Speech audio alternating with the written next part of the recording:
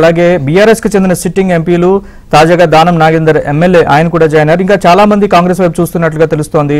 BRS ఎలాంటి నష్ట నివారణ చర్యలు చేపట్టబోతోంది లోక్సభ ఎన్నికల ముంగట? ఇప్పుడు జరుగుతున్నటువంటి పరిణామాలు అయితే బీఆర్ఎస్ పార్టీకి చాలా ఇబ్బందికరమైనటువంటి పరిణామాలే అని చెప్పొచ్చు. ఎందుకంటే ఒకవైపు అన్ని పార్టీలు లోక్సభ ఎన్నికల మీద ఫోకస్ పెట్టి దృష్టి పెట్టి అందుకు సంబంధించినటువంటి యాక్షన్ ప్లాన్ను ఇంప్లిమెంట్ చేస్తున్నటువంటి సమయంలో బీఆర్ఎస్ పార్టీ కూడా అదే పనిలో ఉండగా ఈ పార్టీకి ఈ పరిణామాలన్నీ కూడా తీవ్రమైనటువంటి ఇబ్బందులను కల్పిస్తూ ఉన్నాయి.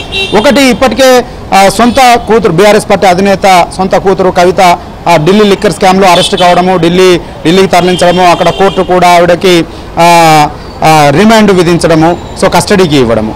మరోవైపు అసలు సిట్టింగ్ ఎంపీలే పార్టీలు మారుతూ ఇతర పార్టీల్లో చేరిపోవడము, బీఆర్ఎస్ పార్టీకి గుడ్ బై చెప్పడము.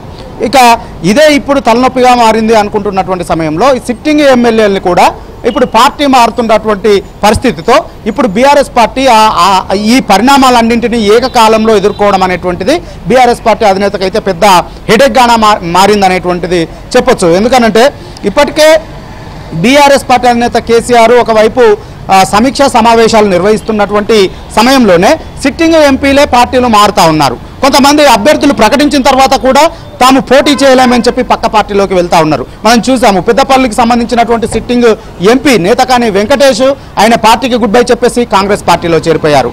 అదేవిధంగా జహీరాబాద్కు సంబంధించినటువంటి ఎంపీ సిట్టింగ్ ఎంపీ, అదేవిధంగా నాగర్ కర్నూలుకు సంబంధించినటువంటి సిట్టింగ్ ఎంపీ పార్టీ మారి కాంగ్రెస్ బీజేపీలోకి వెళ్లారు, అక్కడ టికెట్లు తెచ్చుకున్నారు.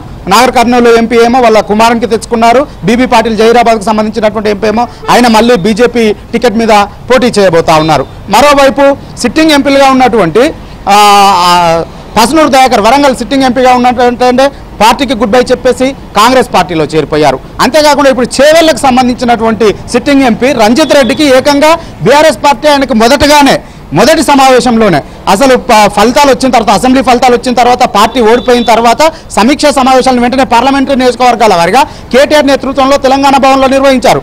ఆ సమావేశంలోనే మొట్టమొదటి అభ్యర్థిని ఆయనే ఖరారు చేశారు కేటీఆర్ ఆ సమావేశంలో.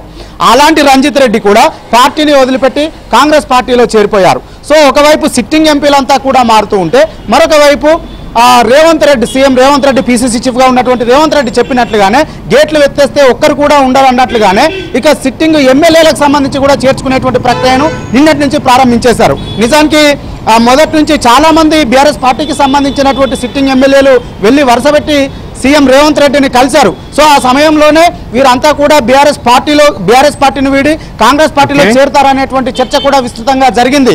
కానీ వాటికి ఇప్పటి వరకు కూడా బ్రేక్లు వేస్తూ వచ్చారు. కానీ పదే బెదిరిస్తున్నటువంటి నేపథ్యంలో నిన్న దానం నాగేందర్ పార్టీ మారినటువంటి నేపథ్యంలో ఇంకా చాలా మంది నేతలు ఆయన దారిలోనేటువంటి పయనించేటువంటి అవకాశం ఉంది. ఈ రోజు అయితే స్పీకర్ని కలిసి ఫిర్యాదు చేశారు. ఇంకా చాలా మంది నేతలు కూడా బీఆర్ఎస్ పార్టీని వీడి కాంగ్రెస్లోకి వెళ్ళేటువంటి అవకాశాలు ఉన్నాయని చెప్తా ఉన్నారు.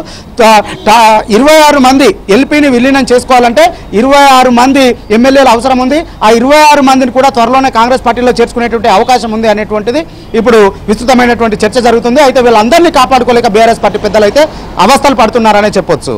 Right, thanks for the update nursing.